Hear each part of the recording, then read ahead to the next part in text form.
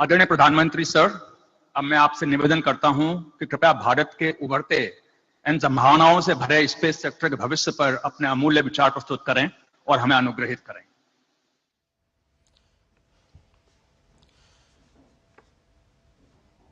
Cabinet में मेरे साथी श्री जी किशन रेड्डी जी, आंध्र प्रदेश के उद्योग मंत्री Shri T G Bharat ji, IN space के chairman Shri Pawan Goenka ji, team Skyroot, अन्य महानुभाव, देवी और सज्जनों, साथियों, आज देश स्पेस सेक्टर में एक अभूतपूर्व अवसर का साक्षी बन रहा है। आज भारत के स्पेस इकोसिस्टम में प्राइवेट सेक्टर बड़ी उड़ान भर रहा है। स्काईरूट का इन्फिनिटी कैंपस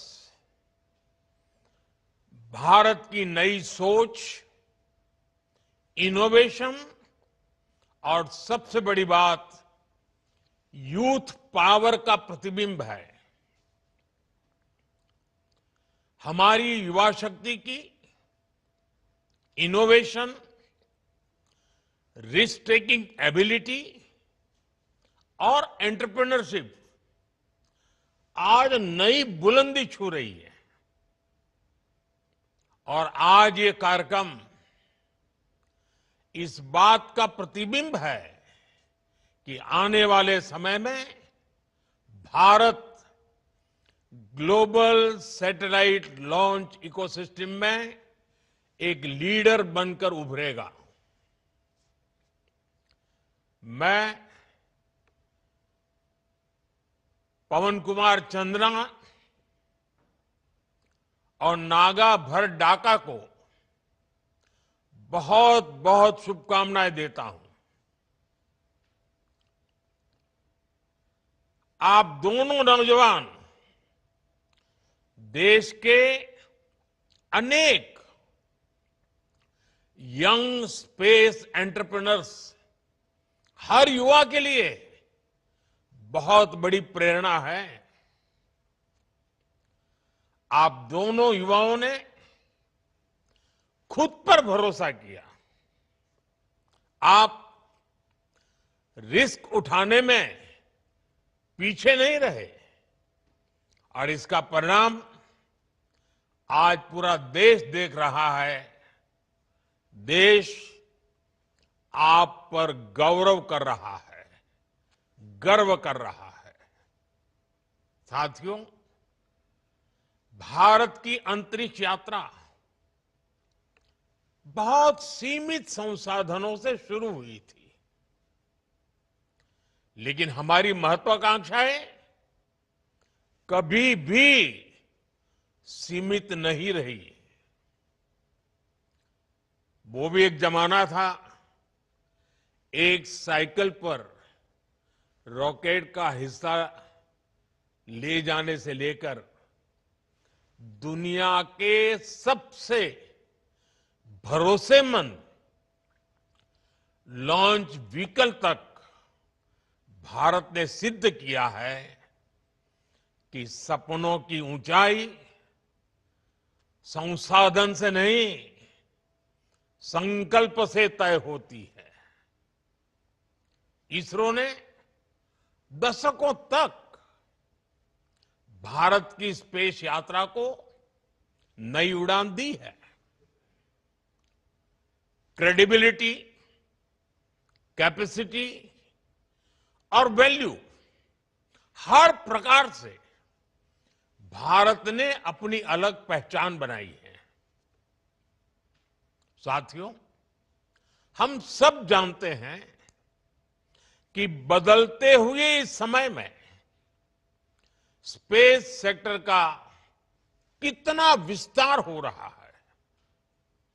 ये communication, agriculture, marine monitoring, urban planning, weather prediction और नेशनल सिक्योरिटी का आधार बन चुका है। और इसलिए ही हमने भारत के स्पेस सेक्टर में ऐतिहासिक रिफॉर्म्स किए। सरकार ने स्पेस सेक्टर को प्राइवेट इनोवेशन के लिए ओपन किया। नई स्पेस पॉलिसी तैयार की गई।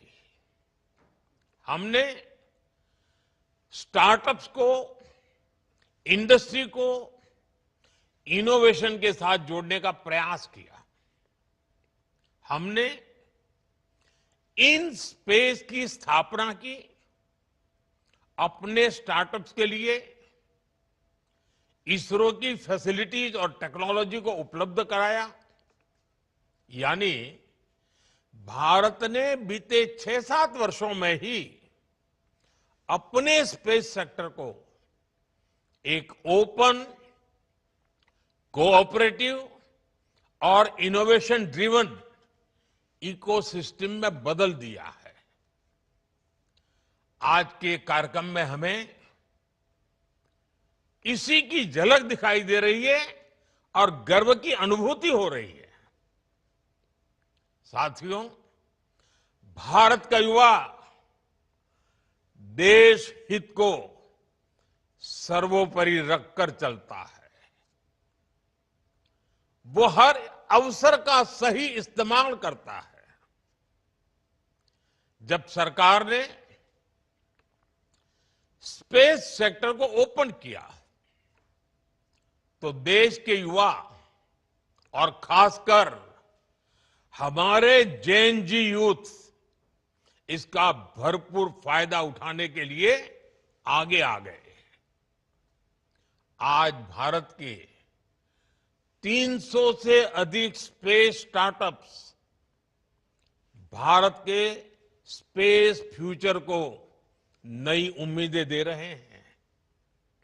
और इसमें भी खास ये कि हमारे अधिकार और हमारे अधिकतर स्पेस स्टार्टअप्स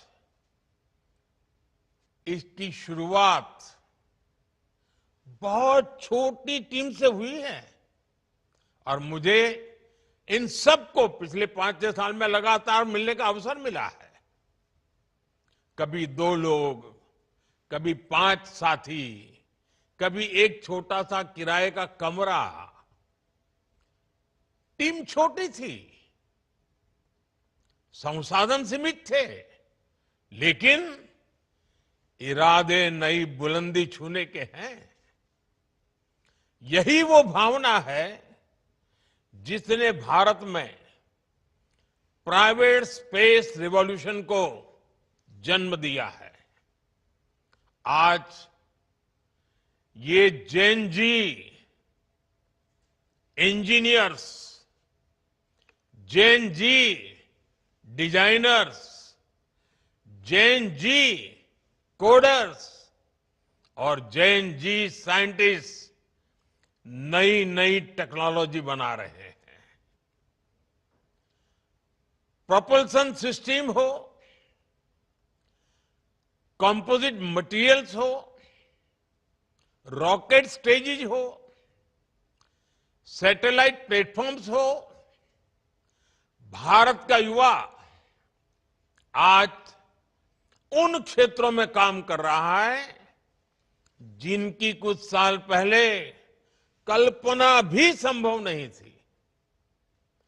भारत का प्राइवेट स्पेस टैलेंट पूरी दुनिया में अपनी अलग पहचान बना रहा है। आज ग्लोबल इन्वेस्टर्स के लिए भारत का स्पेस सेक्टर एक अट्रैक्टिव डेस्टिनेशन बन रहा है। साथियों, आज दुनिया में छोटे सैटेलाइट्स की डिमांड लगातार बढ़ रही है। लॉन्च फ्रीक्वेंसीज भी बढ़ रही है। नई नई कंपनियां सैटेलाइट सर्विसेज देने लगी हैं और स्पेस अब एक स्ट्रेटेजिक एसेट के रूप में जगह बना चुका है। इसलिए आने वाले वर्षों में ग्लोबल स्पेस इकोनॉमी कई गुना बढ़ने वाली है। ये भारत के युवाओं के लिए बहुत बड़ा अवसर है। साथियों, भारत के पास स्पेस सेक्टर में जो कैपेबिलिटी है, वैसी कैपेबिलिटी दुनिया में केवल कुछ ही देशों के पास है।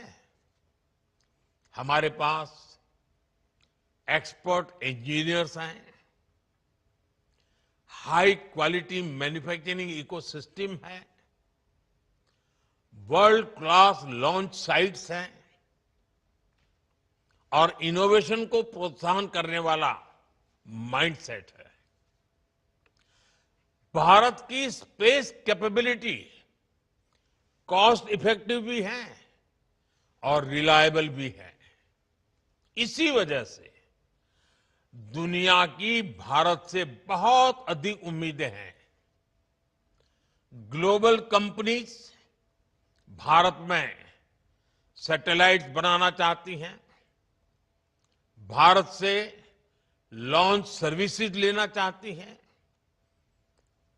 भारत के साथ टेक्नोलॉजी पार्टनरशिप चाहती हैं और इसलिए हमें इस समय का ज्यादा से ज्यादा फायदा उठाना चाहिए। साथियों, आज जो बदलाव हम स्पेस सेक्टर में देख रहे हैं, वो भारत में हो रहे स्टार्टअप रिवॉल्यूशन का हिस्सा है। बीते एक दशक में अलग अलग सेक्टर्स में स्टार्टअप्स का नया दौर शुरू हुआ है। फिनटेक हो, एग्रीटेक हो, हेल्थ टेक हो, क्लाइमेट टेक हो, एजुटेक हो, डिफेंस टेक हो, हर क्षेत्र में भारत के युवा, हमारे जैन जी नए समाधान दे रहे हैं। और आज मैं दुनिया के जैन जी को भी बड़े आत्मविश्वास से कह सकता हूं कि अगर जैन जी के लिए सच्चे अर्थ में कहीं से प्रेरणा मिल सकती है तो भारत के जैन जी से मिल सकती है। भारत के जैन जी की जो क्रिएटिविटी है, भारत के जैन जी की जो पॉजिटिव माइंडसेट है, भारत के जैन जी की जो कैपेसिटी बिल्डिंग है, ये अपने आप में पूरी दुनिया की जैन जी के लिए आदर्श बन सकती है। आज भारत दुनिया का तीसरा सबसे बड़ा स्टार्टअप इकोसिस्टम बन चुका है। एक समय था जब स्टार्टअप का मतलब केवल कुछ बड़े शहरों तक सीमित था, लेकिन आज भारत के छोटे छोटे शहरों और गांवों से भी स्टार्टअप निकल रहे हैं। आज देश में 1.5 लाख से अधिक रजिस्टर्ड स्टार्टअप्स है। अनेकों स्टार्टअप्स यूनिकॉर्न बन चुके हैं। साथियों, आज भारत केवल एप्स और सर्विसेज तक सीमित नहीं है। हम अब डीप टेक, मैन्युफैक्चरिंग और हार्डवेयर इनोवेशन की ओर तेजी से आगे बढ़ रहे हैं। Thanks to Jain ji. आप सेमीकंडक्टर सेक्टर का ही उदाहरण लीजिए। सरकार ने जो ऐतिहासिक कदम उठाए हैं, वो भारत के टेक फ्यूचर की नींव को मजबूती दे रहे हैं। आज देश में semiconductor fabrication units, chip manufacturing और डिजाइन हब्स बहुत तेजी से विकसित हो रहे हैं। चिप से लेकर सिस्टम तक भारत अब एक मजबूत इलेक्ट्रॉनिक वैल्यू चेन तैयार कर रहा है। ये आत्मनिर्भरता के संकल्प का हिस्सा तो है ही। इससे भारत ग्लोबल सप्लाई चेन का एक मजबूत और भरोसेमंद पिलर भी बनेगा। साथियों, रिफॉर्म्स का हमारा दायरा भी लगातार बढ़ रहा है। जैसे हमने स्पेस इनोवेशन को प्राइवेट सेक्टर के लिए ओपन किया, वैसे ही हम एक बहुत महत्वपूर्ण सेक्टर में भी कदम उठाने जा रहे हैं। हम न्यूक्लियर सेक्टर को भी ओपन करने की तरफ आगे बढ़ रहे हैं। इस सेक्टर में भी हम प्राइवेट सेक्टर की सशक्त भूमिका की नींव रखने जा रहे हैं। इससे small modular reactor, advance reactors और न्यूक्लियर इनोवेशन में अवसर बनेंगे। यह रिफॉर्म हमारी एनर्जी सिक्योरिटी और टेक्नोलॉजिकल लीडरशिप को नई शक्ति देगा। साथियों, आने वाला भविष्य कैसा होगा, ये बहुत कुछ आज हो रही रिसर्च पर भी निर्भर करता है। इसलिए हमारी सरकार का बहुत जोर युवाओं को ज्यादा से ज्यादा रिसर्च के मौके देने पर भी है। हमने राष्ट्रीय अनुसंधान फाउंडेशन का गठन किया है, जो आधुनिक रिसर्च के लिए यूथ को सपोर्ट करता है। वन नेशन वन सब्सक्रिप्शन, इससे सभी छात्रों की इंटरनेशनल जर्नल्स तक पहुंच आसान हुई है। 1,00,000 करोड़ के रिसर्च डेवलपमेंट और इनोवेशन फंड से देश भर में युवाओं को बहुत मदद मिलने वाली है। हमने 10,000 से अधिक अटल टिंकरिंग लैब भी खोली है, जो स्टूडेंट्स में रिसर्च और इनोवेशन की भावना जगा रही है। आने वाले दिनों में हम ऐसी 50,000 नई अटल टिंकरिंग लैब बनाने पर काम कर रहे हैं। सरकार के ये प्रयास भारत में नए इनोवेशन की बुनियाद बना रहा है। साथियों, आने वाला समय भारत का है, भारत के युवाओं का है, भारत के इनोवेशंस का है। कुछ महीने पहले स्पेस डे के अवसर पर मैंने हमारी स्पेस एस्पिरेशंस की चर्चा की थी। हमने तय किया था कि आने वाले 5 वर्षों में भारत अपनी लॉन्च क्षमता को नई ऊंचाइयों तक ले जाएगा। हमने ये भी निश्चय किया था कि भारत के स्पेस सेक्टर में 5 नए यूनिकॉर्न तैयार होंगे। स्काई रूट की टीम जिस प्रकार आगे बढ़ रही है, उससे ये तय है कि भारत अपने हर लक्ष्य हासिल करके रहेगा। साथियों, मैं भारत के हर नौजवान को, हर स्टार्टअप, साइंटिस्ट, इंजीनियर, एंटरप्रेन्योर को भरोसा देता हूं। और मेरे नौजवान साथियों, ये मेरी गारंटी है, सरकार हर कदम पर आपके साथ खड़ी है। मैं एक बार फिर स्काई रूट की पूरी टीम को बहुत बहुत बधाई देता हूं और उन सभी लोगों को शुभकामनाएं देता हूं जो भारत की स्पेस जर्नी को नई गति दे रही है। आइए धरती हो या फिर अंतरिक्ष, 21वीं सदी को भारत की सदी बनाएं। आप सबका बहुत बहुत धन्यवाद, बहुत बहुत शुभकामनाएं।